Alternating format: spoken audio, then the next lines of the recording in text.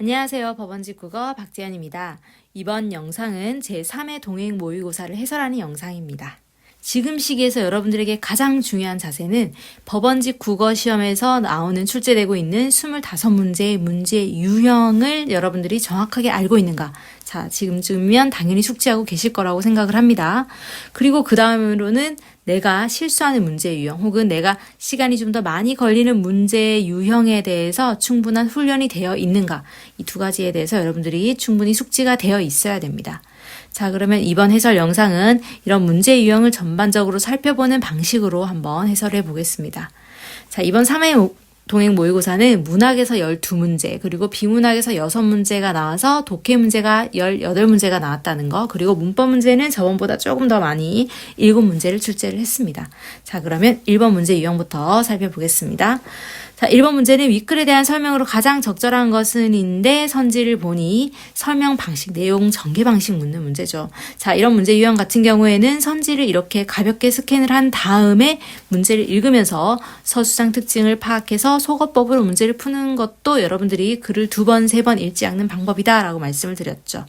자, 그러면 1번부터 보니까 비교를 통해서 각각의 장단점을 설명하는 설명 방식인지, 2번은 예시를 들면서 어떤 특징을 설명하는 건지, 3번은 관심사의 변화 그리고 발전 과정을 설명하는 글인지, 4번은 어떤 핵심어를 중심으로, 주술성을 중심으로 다른 예술가의 관계를 이렇게 설명하고 있는지, 이런 것들을 여러분들이 한번 스캔을 한 다음에 글을 읽어보시면 된다라고 말씀드렸죠. 자, 이번은 기억에 대한 설명으로 적절하지 않은 것은, 자, 그러면 내용일치 문제가 꼭 하나 나오죠. 자, 그런데 여기서는 이집트의 미술이라는 중심 화제에 대한 내용일치, 그러면 이집트의 미술과 관련된 핵심 키워드를 읽고 나서 여러분들이 선지를 보시면 되겠죠. 자, 3번은 니은의 문맥적 의미입니다. 자, 근데 니은의 밑줄이 작가성이라는 것에 밑줄이 그어져 있어요. 자, 이렇게 국어에서는 밑줄 파악 문제는 밑줄만 가지고 푸는 게 절대 아니라고 말씀을 드렸죠. 근처에 있는 내용을 근거로 해서 밑줄에 대한 문맥적 의미를 파악을 해야 됩니다. 자, 그럼 이 세 가지 문제를 여러분들이 어렵지 않게 푸셨을 거라고 생각을 합니다. 자, 이 본문을 빠르게 살펴보자면 이집트의 미술에 대해 설명하는 글이었어요. 자, 그래서 첫 번째 문단에서는 이집트 미술은 영혼을 위한 의식이고 영혼은 이제 계속 되돌아와서 다른 삶을 이어갈 수 있을 것이라고 생각을 했다. 그래서 이집트 사람들은 죽은 사람의 살아있을 때의 모습을 이렇게 무덤 속에 두거나 무덤 벽에 그림으로 남겼다. 그래서 영혼이 계속 살아있을 수 있게 믿었던 것이다 라고 했습니다. 자, 이 첫 번째 문단만 가지고 2번 문제에서 1번 선지, 그렇죠? 무덤 속에서 많은 미술품을 발견할 수 있었다 내용이 있었습니다. 그 다음에 3번에 이집트인의 영혼 불멸 사상을 바탕으로 하고 있다. 2개의 선지가 벌써 걸러졌어요. 두 번째 문단 보겠습니다. 죽음으로 인해 삶이 끝나는 것을 방지하기 위해 이집트인들은 어떻게 했다? 엄숙성과 단순성을 조각을 통해 남겨놓으려고 했다 해서 엄숙성과 단순성이라는 어떤 특징이 이집트 미술에 들어가 있다라는 거죠. 그러고 감상의 기능이 철저하게 배제되어 있다. 목적은 무엇이다? 살아있게끔 하기 위한 염원뿐이었다. 아까 1문단에서 얘기를 했었죠. 영혼이 계속 살아있다고 믿었던 겁니다. 그래서 조각은 단순하게 만들어져 있고 엄숙성이 강하게 드러난다. 자, 그럼 두 번째 문단에서 2번 내용 일치 한번 걸러본다면은 2번 선지도 맞죠. 장식성보다는 엄숙성과 단순성 중시했다 맞습니다. 그러면 속어법을 통해서 4번이 답인데 4번이 적절하지 않은지도 한번 점검해 볼게요. 죽은 이들이 환생하여 감상할 수 있는 작품. 자, 감상은 아까 키워드가 아니었습니다. 그래서 4번이 적절하지 않다라는 걸 2개의 문단만 가지고도 여러분들이 2번 문제를 푸셨어야 됩니다. 자, 그 다음에 세 번째 문단을 가니까 이집트의 그림은 역시 모든 것을 가능한 한 명확하게 영원히 보존하기 위한 목적, 앞에 나온 내용은 어떤 재현급이 나타나 있는 거죠. 그리고 엄격하게 양식화된 규칙을 통해서 그렸다라고 했고요. 그 다음 문단을 넘어가면은 이집트 그림에서는 또한 사물의 형태가 가장 특징적으로 보이도록 유도되었다라고 해서 예시가 나옵니다. 예시는 여러분들이 빠르게 읽어내면 되겠죠. 그 다음 문단, 마지막 문단에서 이집트 미술은 화가가 눈을 통해 세상을 관찰한 모습이 표현된 것이 아니라 뒤에가 훨씬 더 중요한 내용이었죠. 정지된 감각 속에 내재된 형상들이 문자처럼 배열된 것이다. 그래서 엄격성과 지금 유사한 내용들이 지금 재진술되고 있는 겁니다. 화가는 자신이 배운 형태들의 표상, 형태의 지식들을 질서정연하게 이끌어내는 과정을 충실히 수행했다. 때문에 이집트 미술에서는 작가성이 부재한다고 할 수 있다. 그들의 주도 면밀한 기록 기술과 수준으로 봐 작가성을 발현하는 것도 충분히 가능했을 터인데 말이다 라고 해서, 그럼 작가성의 문맥적인 의미는 무엇일까요? 앞에 나오는 어떤 엄격성, 그리고 있는 그대로의 이끌어내는 과정, 질서 정연한 것들에 대한 반대되는 거겠죠. 그러면 독창성이 나와야겠죠. 그래서 답이 3번이 적절한 것이다 라는 겁니다. 자, 그럼 윗글에 대한 설명으로 아까 내용 설명 방식을 봤을 때 어떤 비교, 현대미술과의 비교가 산문단에 간단히 언급되어 있기는 했지만, 자, 미술의 방식에 현대미술의 비교는 있지만은 미술의 장단점, 이집트 미술의 장단점이 없었습니다. 자, 이번 조각과 그림을 예로 들으면서 이집트 미술의 특징에 대한 설명, 그저 여러분들이 예시가 있었죠. 그래서 2번이 답입니다. 3번에 이집트인들의 관심사의 변화, 발전 과정 없었습니다. 주술성이란 내용이 있긴 했습니다. 어떤 내용이 그저 말로 미신으로 이루어지게끔 한다라는 주술성은 있지만은 다른 예술과의 관계가 없었죠. 그래서 답이 2번입니다. 자, 그래서 여러분들이 글을 한 번에 읽고 세 문제를 풀어내는 거 지금쯤이면 하실 수 있어야 됩니다. 우리 충분히 사순환에서 연습을 하고 계시죠? 자, 그러면 4번 첫 번째 문법 문제 보겠습니다. 의문 변동이죠. 기역, 니은에 해당하는 사례를 바르게 짝지은 것은, 지금 여러분 문법 개념 흔들리면 안 됩니다. 우리가 사순환에서 누적적으로 지금 개념들 계속 복습하고 계시고 있는 거, 자, 여러분들이 여기서 이제 개념을 확인하면 되겠죠. 자, 기역은 자음군 단순화와 비음화가 함께 적용된 경우. 자, 문법 문제가 여러 개 나올 때 의문 변동은 이렇게 꾸준히 출제가 되고 있는 출제 요소입니다. 꼭 정리를 하고 계셔야겠죠. 그런데 의문 변동이 한 번만 일어나는 예시가 나오는 게 아니라 이렇게 2번 이상 일어나는 예시들이 나오기 때문에 여러분들이 이런 것들을 제가 나눠드린 복습 자료 혹은 문법 백제 자료를 통해서 충분히 연습을 하셔야 됩니다. 자음군 단순화와 비음화가 함께 적용된 경우. 자, 그럼 자음군 단순화는 받침에 있는 이 겹받침 중에 하나가 탈락하는 현상을 자음군 단순화라고 얘기를 하죠. 그럼 탈락된 자음이 앞에나 혹은 뒤에 있는 자음에 이제 동화가 되는 거죠. 비음화가 되는 겁니다. 자, 그러면 1번에 간만에서는 그저 시옷이 탈락되죠. 자음군 단순화 일어납니다. 그런데 뒤에 있는 비음을 닮아가는 비음화가 일어나서 간만이 되는 거겠죠. 자, 그러면 니은은 자음군 단순화와 된소리 대기가 함께 적용된 것인데, 자, 1번 예시에서 흑과에서 흑, 그죠? 여러분들 이거 리을 기억 발음, 흑 리을이 떨어집니다. 그 다음에 뒤에 있는 과가 앞에 있는 기억에 영향을 받아서 꽈라고 된소리 대기가 일어납니다. 바로 1번이 답이겠죠. 자, 그리고 나머지는 여러분들이 해설지를 가지고 또 점검을 하시면 되겠습니다. 넘어갈게요. 자, 다음 현대소설 문제 유형 보겠습니다. 5번에서 8번까지가 현대소설 문제였고, 정강용의 껍빛단이라는 일제강점기 기회주의자를 주인공으로 다루는 풍자소설이 출제가 됐습니다. 그래서 5번은 표현상 특징 묻는 문제겠죠. 윗글의 서술 태도에 대한 설명으로 가장 적절한 것은 이라고 했는데, 서술자의 위치나 태도는 여러분들이 꼭 알고 계셔야 되는 필수 개념입니다. 지금이라도 헷갈리시는 분들은 다시 기본서로 가셔서 필수 개념 찾으셔서 서술자의 위치 찾는 방식 여러분들이 다시 보셔야 됩니다. 자, 그 다음에 6번 문제는 보기의 관점에서 윗글을 감상한 내용으로 가장 적절한 것은, 자, 보기가 있는 문제들은 문학에서 여러분들이 보기 안에 배경 지식이 있다면은 보기를 먼저 읽어야 되지만, 비문학에 나오는 보기 혹은 이번에 나온 보기 같은 경우에는 새로운 정보를 읽고 나서 작품과 관련해서 푸는 문제라면은 작품을 읽기 전에 보기를 먼저 읽지 않으셔도 됩니다. 자, 이번 문제 같은 게 그랬고요. 그 다음에 7번, 8번은 어떤 특정 구역을 읽고 푸는 문제니까 구역을 읽고 나서 여러분들이 읽기 중에 문제를 푸시면 되겠죠.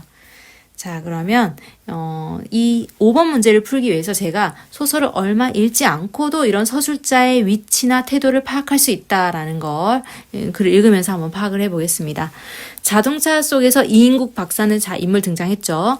들고 나온 석관을 펼쳤다. 신문 안에 이런 내용이 있었다. 북한 소련 유학생 서독으로 탈출. 자, 그래서 뭐 사진을 보는 장면, 그리고 안경을 올리면서 눈을 부릅뜨는 인물의 행동을 지금 겉으로 관찰하고 있죠. 그리고 나서 이런 서술이 나옵니다. 그의 시각은 활자 속을 헤치고 머릿속에는 아들의 환상이 뒤엉켜 들이쳐왔다. 아들을 모스크바로 유학시킨 것은 자기의 억지여서였던 것만 같았다라고 해서 어때요? 이번에는 인물의 내면 심리까지 서술해주고 있습니다. 자, 그러면은 이 서술자가 작품 밖에서 인물의 내면까지 들여다보고 있으니까 모든 것을 알고 있는 작가죠. 어떤 작가죠? 전지적 작가의 시점으로 서술이 되고 있습니다. 자, 그럼 5번 같은 경우에는 답이 지금 몇 가지가 걸러지고 2번일 확률이 매우 높죠. 이 소설을 읽다 보면은 인국 박사의 내면 심리가 계속 서술되고 있습니다. 서술자가 중심 인물의 내면 심리를 드러내는데 초점을 맞추고 있다. 맞죠. 출신, 계급, 성분 어디 하나나 부합될 조건이 있었단 말인가. 고급 중학을 졸업하고 의과대학에 입학된 바로 그때다. 인국 박사는 그때나 지금이나 자기의 처세 방법에 대해서 절대적인 자신을 가지고 있었다. 자, 어떤 처세 방법인지 아직 등장하지 않았죠. 너 그 노 공부 열심히 해라. 왜요? 아들은 갑자기 튀어나오는 아버지의 말에 의아를 느끼며 반문했다. 야, 원시가 별 수 없다. 외정 때는 그래도 일본 말이 출세를 하게 했고 이제는 노어가 또 판을 치지 않니. 노어는 러시아를 노어라고 합니다. 고기가 물을 떠나 살 수 없는 바에야 그물 속에서 살 방도를 궁리해야지. 아무튼 그 노서와 말 꾸준히 해라 라고 해서 아버지가 아들에게 어떤 방식의 삶의 태도를 보여주고 있죠. 그때그때 삶이 변하는 방식에 따라 적응해서 살아야 되지 않니? 라고 얘기를 하고 있습니다. 자, 7번 문제 보겠습니다. A와 유사한 삶의 태도가 드러난 것은? 이라고 봤을 때 이방원의 하여가가 1번에 있었죠. 이런들 어떠하며 저런들 어떠하리. 만수단 드렁칠이 얽혀진들 어떠하리. 우리도 이같이 얽히와 100년까지 누리라 라고 해서 이 역성혁명을 성공시키기 위해서 이 충신 정몽주를 회유하는 노래가 바로 이 하여가죠. 그래서 시세에 영합해서 우리가 두루두루 얽혀 살자라는 거니까 A 부분에 나타나 있는 어떤 세상이 변하는 것에 적응하며 살아가자라는 A와 삶의 태도가 같은 거죠. 자, 그래서 1번이 답이고요. 자, 그 다음에 이 B에 나타난 내용, 이제 아내와 대화에 나타나는 부분에서 지금 문제에 8번이 나와 있죠. B에 대한 설명으로 적절하지 않은 것은, 자, 여러분들이 소설을 쭉 읽으셨기 때문에 어렵지 않게 읽으셨죠. B 부분 바로 넘어가겠습니다. 여보, 보통으로 삽시다. 거저 표현하지 않게 사는 것이 이런 세상에서 가장 편안할 것 같아요. 이제 겨우 죽을 고비를 면했는데 또 쟤까지 그 높이 드는 복판에 휘몰아 넣으면 어쩌라고요. 그래서 남편의 결정에 대해서 반대하고 있죠. 가만히 있어요. 호랑이 굴에 가야 새끼를 잡는 법이요. 무슨 세상이 되든 할 대로 해봅시다 라고 해서 이 아들의 소련 유학을 이제 보내려는 아버지의 강한 의지가 보이고 있죠. 그래도 저 어린 것을 어떻게 노서학까지 보낸단 말이요. 아니, 중학교 아들도 가지 못해 골드를 싸매는데 대학생이 못 가 견딜라고. 그래도 어디 앞일을 알겠소. 괜한 소리. 제가 소련 바람을 쏘이고 와야 내게 허튼 소리 하는 놈들도 찍소리 못할 것이요. 어디 보란듯이 다시 한번 살아봅시다 라고 아내를 설득하고 있습니다. 자, 그럼 8번 문제에서 B에 대한 설명으로 적절하지 않은 것은 1번에 아내는 남편의 결정 못마땅히 여기고 있다. 맞죠? 2번 남편은 우격다짐으로 자신의 의지를 관철시키고 있다. 그죠? 아내의 의견은 전혀 수용하고 있지 않습니다.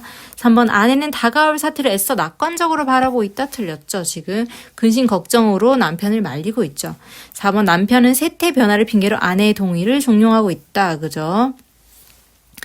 제가 소련 바람을 쏘이고 와야 내게 허튼 소리하는 놈들도 찍소리를 못할 거요 라고 해서 소련 유학을 결정한 것은 이 세상이 변했다 라고 해서 중학교 아들도 가지 못해 골드를 싸매는데 대학생이 못 견디려고 해서 세상이 이렇게 소련을 보내려고 하는 방향이다, 변화를 하고 있다라고 해서 지금 설득을 하고 있는 거죠.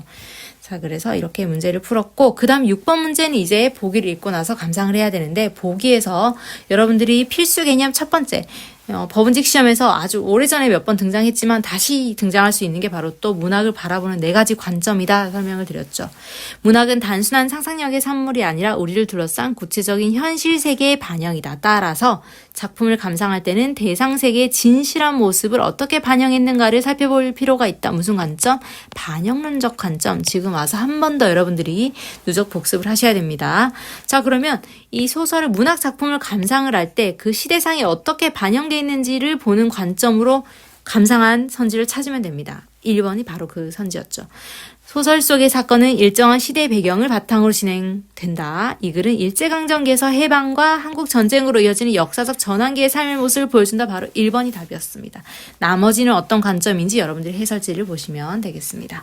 자, 9번에서 11번은 고전시가 문제였죠. 9번 문제의 유형부터 보자면은 윗글에 대한 설명으로 적절하지 않은 것은 이라고 해서 이 고전시가 문학에서 표현상 특징 문제 첫 번째 나온다고 말씀드렸죠. 색채 대비를 통해 서로 대립하는 대상을 표현하고 있다. 자연물을 통해 대상과의 물리적 거리감을 드러내고 있다. 특정 어미를 활용하여 화자 영탄적 어조를 드러내고 있다. 말을 건네는 어투를 활용하여 대상과의 심리적 거리를 좁히고 있다. 자, 이런 설명 방식이 있는지 보는 겁니다. 10번에는 기억, 니은에 대한 이해, 특정 시어에 대한 이해를 묻는 문제였고요. 11번은 보기를 바탕으로 윗글을 감상한 것이라고 했을 때 보기가 반가운 보기죠, 여러분. 보기 안에 있는 내용이 작품을 해석하는 근거가 돼야 됩니다. 이 시의 제목이 월곡닭간은 월곡에게 답하는 노래라는 의미를 지니며 여기서 월곡은 임진왜란 시기 의병장이었던 인물을 뜻하는 것으로 추측된다. 사료에 따르면 월곡은 충심이 대단하고 민초를 향한 사랑으로 충만한 사람이었으며 전쟁 후에는 관직을 찾지 않고 은둔하며 살아갔다고 전해진다. 라고 해서 월곡이라는 어떤 사람에 대해서 은둔하며 어떤 관직을 찾지 않고 은둔하며 살아간 사람에 대해서 말하는, 답하는 노래구나 라는 거 가지고 이제 작품을 감상해 보겠습니다. 옛사람, 지금 사람, 이목구비 같건만은 나 혼자 어찌하여 옛사람을 그리는가?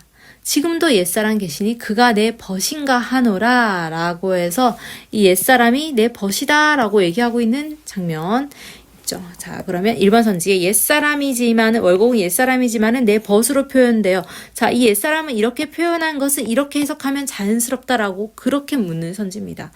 자, 옛사람을 내 벗이라고 했으니까 그를 향한 긍정적인 시선을 드러내고 있는 것은 자연스러운 해석이겠죠? 맞습니다.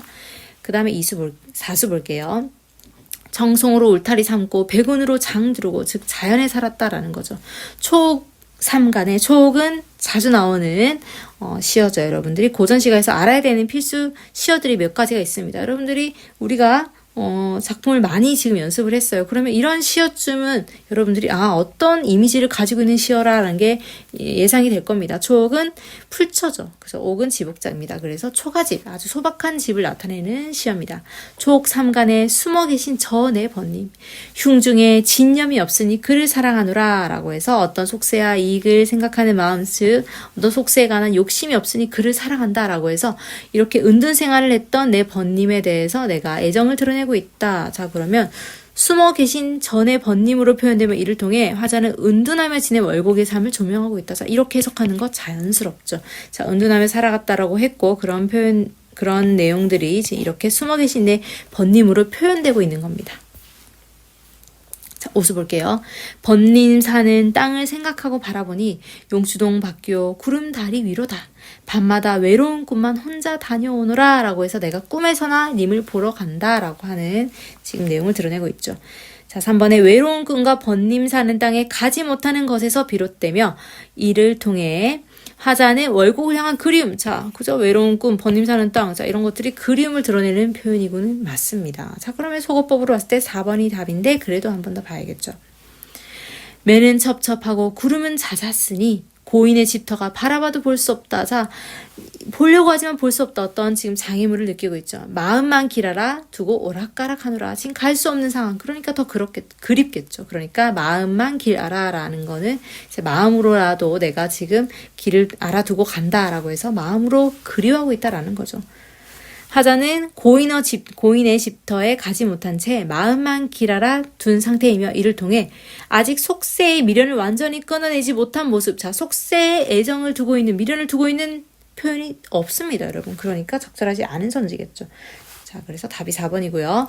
상산에 채지하러 부디 내시 갈 것인가? 라고 해서 주석이 달려있는 부분에 여러분들이 주석을 가지고 힌트를 삼아서 작품을 해석해야겠죠. 자, 주석을 보자니 한나라 고조 때 4사람의 백발 노인이 세상의 어지러움을 피하여 상산에 숨어 버섯을 캐며 살았다는 고사를 가리킨다. 자, 은둔했던 어떤 노인들의 삶을 가리키는 거겠죠. 그러면 부디 넷이 갈 것인가? 따라올 리 없는데 우리 둘이 가옵시다. 세상의 어지러운 일들 듣도 보도 마옵시다 라고 해서 상산에 우리가 함께 가자라고 해서 글을 마무리하고 있습니다. 자, 그러면은 기억과 니은에 대한 이해로 적절하지 않은 것은, 자, 기억은 아까 촉은 어떤 곳, 번님이 사시는 곳, 즉 소박한 어떤 공간을 얘기하는 거겠죠. 자, 상사는 우리 같이 한번 갑시다 라고 해서 그런 삶을 같이 삽시다 라고 지금 우회적으로 얘기하고 있는 거겠죠. 자, 그러면은 기억은 번님의 소박한 면모를 드러내는 공간 맞죠. 니은은 화자가 번님과 함께 향하고 싶어하는 어떤 소박한 자연사로서의 삶을 살아가는 공간 맞겠죠. 바로 답이 2번이 됩니다. 자, 다음 9번, 1번의 색채 대비를 통해 서로 대립하는 대상을 표현하고 있다. 자, 여기서 색감이 들어가는 시어를 찾아야겠죠. 아까 청운, 백운 이런 색채가 나타나긴 했습니다. 자, 그런데 이 색채어의 대비를 통해서 대립하는 대상이 아니죠. 이 청송과 백운은 모두 자연물을 나타내는 시어이기 때문에 대립하는 대상이 아니죠. 답이 바로 1번입니다. 2번, 자연물을 통해 대상과의 물리적 거리감. 자, 아까 칠수에 있었습니다. 매는 첩첩하고 구름은 잦았으니라고 해서 이 시적 대상인 이 월곡이라는 내 법과의 거리감이 드러난다. 물리적 거리감이 드러난다. 맞죠. 3번은 특정 어미를 사용하여 화자의 영탄적 어조를 드러내고 있다. 뭐뭐 놀아, 뭐뭐 놀아, 놀아 이런 것들은 영탄적 어조 맞습니다. 4번은 말을 건네는 어투를 사용하여서 대상과의 심리적 거리를 좁히고 있다. 자, 어떤 부분이 있었죠? 말을 건네는 듣도 보도 마옵시다, 뭐 가옵시다 이렇게 말하는 뭐뭐 합시다라는 거는 어때요? 청유형 어미죠. 뭔가 함께 할 것을 요구하는, 즉 듣는 이가 있다는 가정하에 말을 건네는 어조라고 볼 수 있습니다. 그래서 고인과의 심리적 거리, 뭔가 말을 건네고 있다라는 건 친근감을 드러내고 있다라는 거니까 심리적 거리는 좁아지겠죠. 그래서 4번도 맞는 선지가 되는 겁니다. 자, 이렇게 여러분들이 읽기 중에 또 마찬가지로 문제를 다 푸셨어야겠죠. 그 다음은 현대시입니다. 현대시 문제 유형을 보자면 12번은 가와 나에 대한 설명으로 적절하지 않은 것은 이라고 해서 가, 나 두 작품을 비교 감상하는 문제였고요. 13번은 기억에 해당하는 표현과 같은 표현 방식을 묻는 문제였습니다. 자, 그 다음 14번은 밑줄 친 시어의 의미, 시어의 의미를 가지고 외부에 있는 다른 시어들을 가지고 비교하는 문제. 여러분들이 이런 문제를 좀 많이 틀리세요. 자, 이런 것들도 과감하게 한번 풀어보겠습니다. 자, 우리가 새들도 세상을 뜨는구나 쉽게 쓰여진 시 다 수업 시간에 한 번씩은 다뤘던 시들이에요. 자, 복습 차원에서 여러분들이 문제를 푸시면 되겠고, 그러면 문제 풀이를 간단하게 해보겠습니다. 가와나에 대한 설명으로 적절하지 않은 것은 1번에 가에서는 영화가, 나에서는 밤비가 시상전개의 출발점으로 작용하는 것으로 볼 수 있다. 그렇죠. 시상전개, 신의 생각이 어떤 대상으로 신의 생각을 펼쳐나가는가라고 보시면 돼요. 가는 영화, 그죠. 영화를 보고 있는 화자의 시적 상황을 시상 전개 방식의 어떤 처음으로 삼고 있죠. 맞습니다. 자, 나에서는 창밖에 밤비가 속살거려 육첩방은 남의 나라라고 해서 이 밤비라는 것이 시상 전개 출발, 그죠. 화자의 상황이 지금 제시되고 있죠. 근데 그 상황이 밤비가 내리는 상황이었습니다. 맞습니다. 이번에 나에서는 부정적 상황 속에서도 미래에 대한 희망을 잃지 않는 의지적인 모습이 드러나 있다. 자, 윤동주의 쉽게 쓰여진 시에서는 뒤에 윤동주라는 시인의 화자가 어떤 부정적 상황을 극복하려는 의지가 드러나는데 마지막 연 위에 있는 연에 나와 있죠. 육첩방은 남의 나라, 창밖에 밤비가 속살거리는데 등불을 밝혀 어둠을 조금 내몰고, 자, 어둠이라는 이미지를 통해서 부정적인 시대 상황을 상징했습니다. 그런데 내가 어둠을 내몰겠다라는 것은 부정적인 상황을 내가 극복해내겠다라는 것으로 이해해야겠죠. 시대처럼 올 아침이라는 것은 어둠이 없어진 것이니까 긍정적인 시간을 얘기하는 거겠죠. 아침을 기다리는 최후의 나라고 했습니다. 그래서 이번은 부정적 상황 속에서도 미래에 대한 희망을 잃지 않는 의지적인 모습 드러납니다.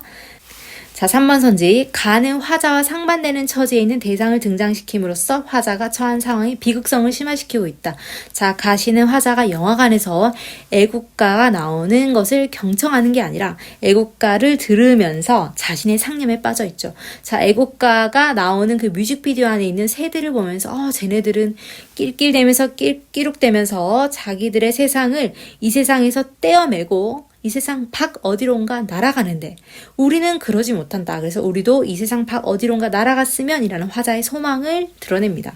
자, 그럼 화자와 상반되는 처지에 있는 대상은 흰 새떼들이겠죠. 그래서 화자가 그러지 못하는 상황을 더 강조하고 있습니다. 맞습니다.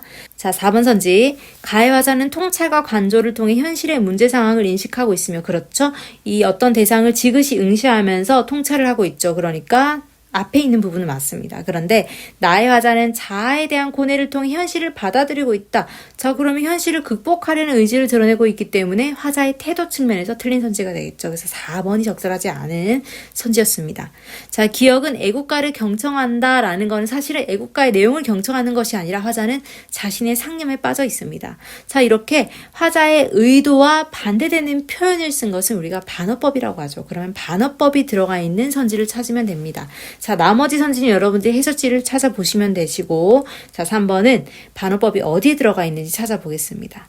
한 줄의 시는커녕 단 한 권의 소설도 읽은 바 없이 그는 한평생을 행복하게 살며 많은 돈을 벌었고 높은 자리에 올라 이처럼 훌륭한 비석을 남겼다. 자, 어때요?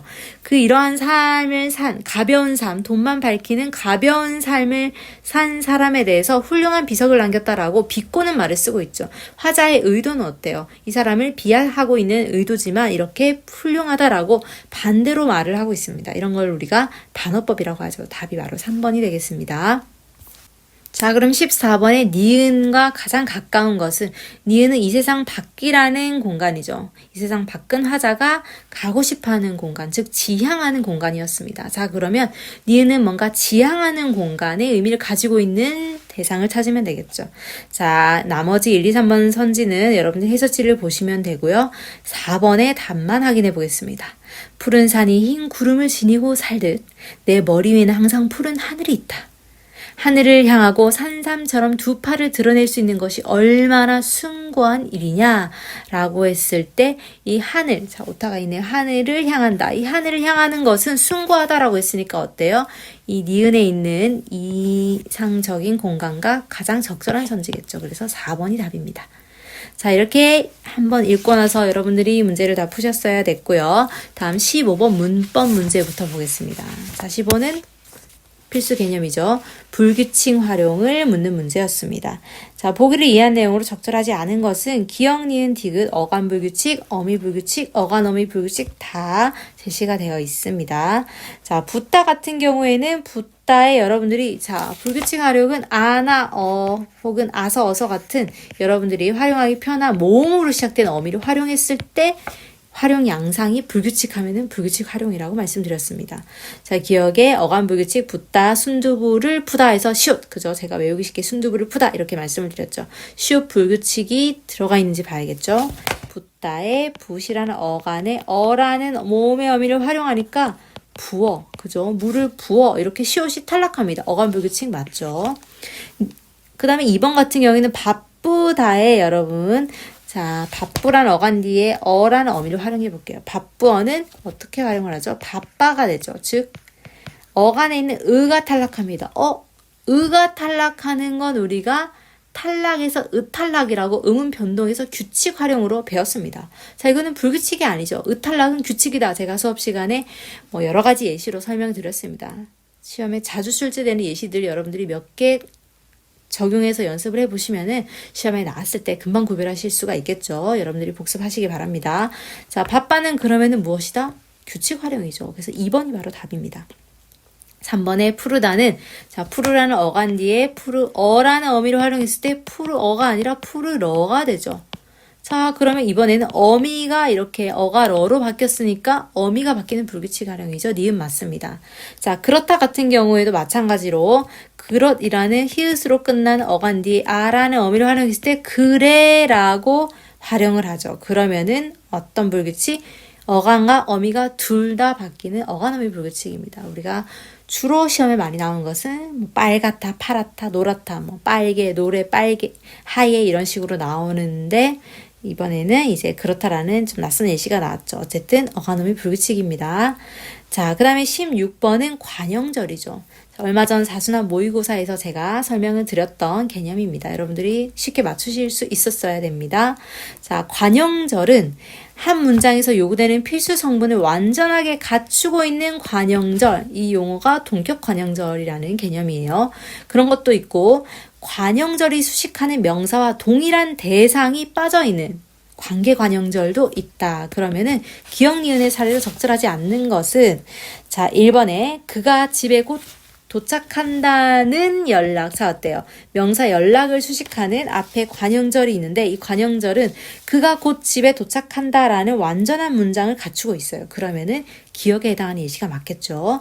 자 그 다음에 2번도 보겠습니다. 영희가 전학을 간다는 말. 자 어때요? 말이라는 명사 앞에 영희가 전학을 간다라는 문장이 완전하게 들어가 있습니다. 자 그러면 이것도 성분을 완전히 갖추고 있기 때문에 어때요?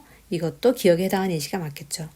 자 3번에 이 책은 내가 제일 좋아하는 책이다 라고 했을 때 내가 제일 좋아하는 이라는 관형절 안에 내가 책을 제일 좋아하다. 좋아하다라는 것은 무엇을 좋아하다라는 목적어가 있어야겠죠. 그래서 니은에 해당하는 관계관형절입니다. 자, 니은에서 4번에서 나는 그 사람을 만났던 기억이 전혀 없다. 나는 그 사람을 만났던 기억에서 나는 그 사람을 만났더니 나는 그 사람을 만나다라는 주어 목적어가 온전히 갖춰져 있는 문장입니다. 자, 그래서 이것은 기억으로 가야겠죠. 그래서 답이 4번이 틀린 문장이었습니다. 자, 그 다음에 17번은 문장 성분과 문장 구조. 여러분들이 가장 좀 어려워하는 개념이라서 제가 자주 출제하고 있는 출제 요소죠. 한번 보겠습니다. 기역, 디귿, 미음에는 모두 안긴 문장이 들어가 있다. 자, 기역은 어때요? 보름달이 환하기가 대낮 같다. 자, 어때요? 보름달이 환하기라는 명사절이 지금 안겨 있죠. 그 다음에 니은 같은 경우에는 그는 동아리의 회장이 되었다. 자, 이런 것 여러분들이 함정에 빠지시면 안 됩니다. 되다는 어때요? 두 자리 서술어죠. 그는 무엇이 되다라는 보어를 필요로 하는 두 자리 서술어입니다. 자, 이 문장을 서술절을 아는 문장이랑 헷갈리시면 안 됩니다. 자, 니은은 자, 앞에 있는 게 주어가 아니라 보어기 때문에 혼문장이에요. 그래서 여기서는 이제 혼문장이다라는 거 파악하셔야 되고, 디귿 같은 경우에는 저 아이는 생겼다. 어떻게? 아주 귀엽게라는, 귀엽다라는 것은 어때요? 형용사죠. 그런데 귀엽게라는 부사형 어미를 갖추고 있습니다. 그래서 이것은 부사절이 들어가 있는 아는 문장이에요. 아주 귀엽게라는 부사절이 들어가 있죠. 그 다음 리을은 해는 벌써 졌지만 아직도 날은 어둡지 않다라고 해서 해는 벌써 지다, 날은 어둡지 않다라는 문장이 옆으로 나란히 이어진 문장입니다. 자, 미음 같은 경우에는 공부를 하는 학생이 늘자 도서관 자리가 부족했다. 자, 미음에서는 공부를 하는 학생이라고 해서 학생이 늘자 자리가 부족했다라는 문장이 옆으로 나란히 이어진 문장이지만 앞에 있는 또 안긴 문장이 하나 들어가 있죠. 공부를 하는이라는 관형절이 들어가 있습니다. 그래서 관형절을 아는 문장이에요. 그러면 기역, 디귿, 미음은 모두 안긴 문장이 들어가 있다. 맞죠? 기역, 디귿, 미음. 자, 명사절, 그 다음에 부사절, 관형절 안겨 있습니다. 그래서 답이 1번이에요. 자, 그 다음에 니은과 미음에는 체언을 수식하는 관형절이 들어가 있다. 자, 체언을 수식하는 관형절은 자, 니은에서는 어떤 거였어요? 니은은 안긴 문장이 없었죠. 그래서 이런 것들 함정에 빠지신 겁니다. 미음 같은 경우에는 관형절이 있었죠. 3번 기역 니은에는 용언을 꾸며주는 부사어가 들어있지 않다. 자, 3번에 대낮 같아 해서 대낮은 어때요? 부사어입니다. 그 다음에 그러면 이제 니은에는 부사어가 들어가 있지 않았죠. 그래서 기역 때문에 틀린 선지가 되겠죠. 4번에 기역, 니은, 디귿은 주어, 서술어 관계가 두 번 나오는 견문장이다라고 했는데 니은 같은 경우에는 혼문장이 들어가 있죠. 그래서 4번은 적절하지 않았습니다. 자, 다음은 18번. 기역, 리을의 잘못된 문장을 수정할 때 고려한 문법적 기준으로 적절하지 않은 것은 자, 문장 수정하는 문제도 한번 출제를 해봤습니다. 자, 1번 선지부터 볼게요. 그는 양말을 벗고 바위에 앉아 발을 넣었다라고 했는데 자, 그는 양말을 벗고 바위에 앉아서 물에 발을 넣었다라고 해서 여기 지금 수정한 문장에서 물에라는 성분이 추가가 되었어요. 그런데 물에라는 것은 발을이라는 목적어 앞에 있었지만 물에 발을인가요? 아니죠. 자, 이런 부사어들은 위치를 가지고 판단하면 안 된다라고 말씀드렸습니다. 왜냐면 자리 이동이 자유롭기 때문이에요. 앞에 명사 앞에 있지만 물에 넣었답니다. 그래서 발을을 수식하는 게 아니죠. 여러분 이거 맞다고 하신 분들은 함정에 빠지신 겁니다. 발을은 발을이 아니라 물에는 어때요? 뒤에 있는 넣었다라는 서술어를 수식하는 필수부사어. 그래서 답이 1번이 틀렸습니다. 나머지는 여러분들이 해서 치료보시면 쉽게 파악하실 수 있는 맞는 선지들이에요. 자, 다음은 19번 문제입니다. 자, 이 문제는 법원직 시험에 출제된 적이 있는 40판 규정을 가지고 제가 좀 더 쉽게 이 40판 규정을 설명하는 선생님의 설명을 가지고 출제를 했습니다. 자, 그러니까 이번에 여러분들이 요렇게 구별을 하면 되구나라고 학습이 되면 좋은 문제겠죠. 자, 40판 규정은 이거예요. 어간의 끝음절 하가 하에 아만 줄고 히읗이 다음 음절의 첫 소리와 어울려 거센 소리로 될 적에는 거센 소리로 적는다. 그런데 붙인 규정에 하가 아주 준다라는 건 하 전체가 탈락한다라는 겁니다. 아주 준 적에는 준대로 적는다 라고 했는데 이 규정이 좀 어렵죠, 여러분. 그래서 이번에 이 설명을 가지고 여러분들이 외우시면 돼요. 하가 줄어드는 기준은 하 앞에 오는 받침의 소리다. 자, 별표 치셔야 되겠죠. 하의 앞에 받침 소리입니다. 여러분, 표기가 아니에요. 그드브가 되면 하가 통째로 그냥 날아가 버린 거예요. 그래서 이렇게 경우고, 그 외의 경우에는 첫 번째, 그죠? 아가 그냥 떨어져 나가고 히읗이 남아있는 경우다.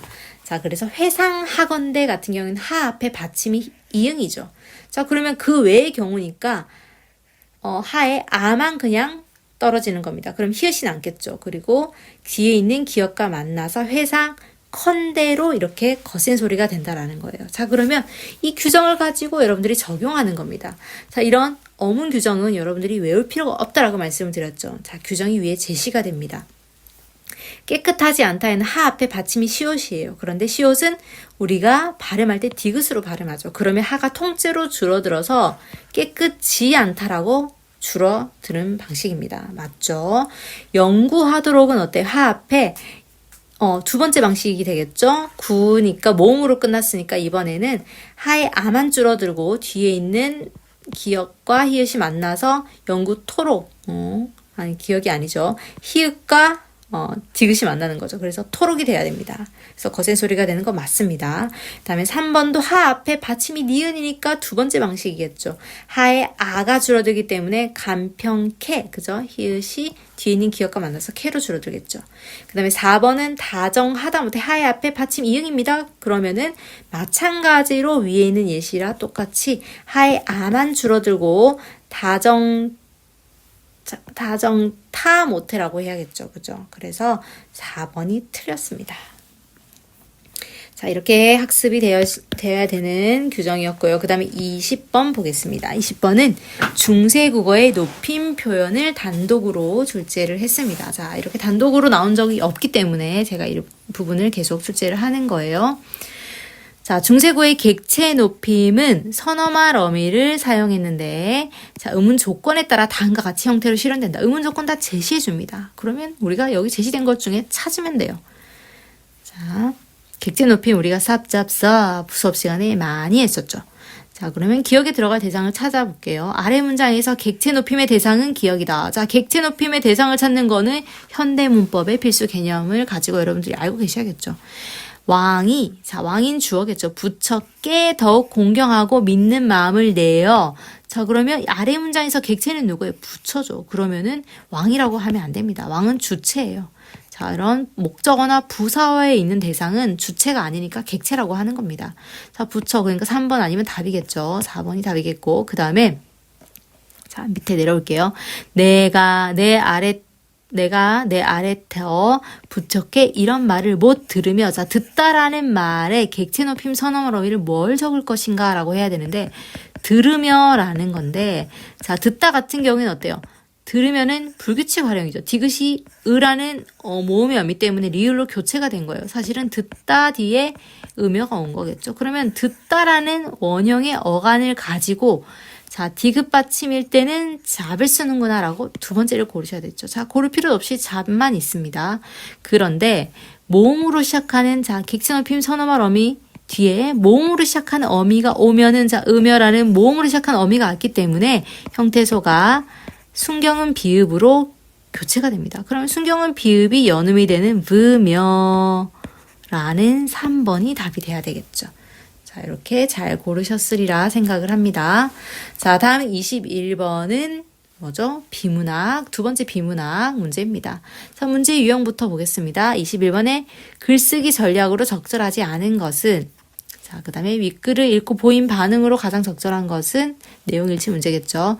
23번은 이런 새로운 보기를 가지고 글의 내용을 적용하는 문제였습니다.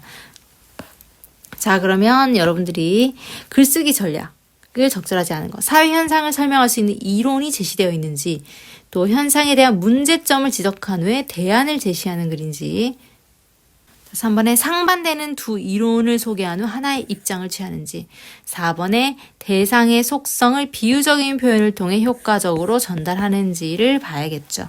자, 그럼 첫 번째 문단을 봤을 때 세계화는 오늘날 세계를 작동하는 기본 원리다. 그런데 어떤 장단점이 있다라고 얘기를 하고 있습니다. 장점은 이러이러한 것들이 있고, 단점으로는 이러이러한 것들이 있는데 이런 것들을 바닥을 향한 경주라고 한다라고 설명을 하고 있어요.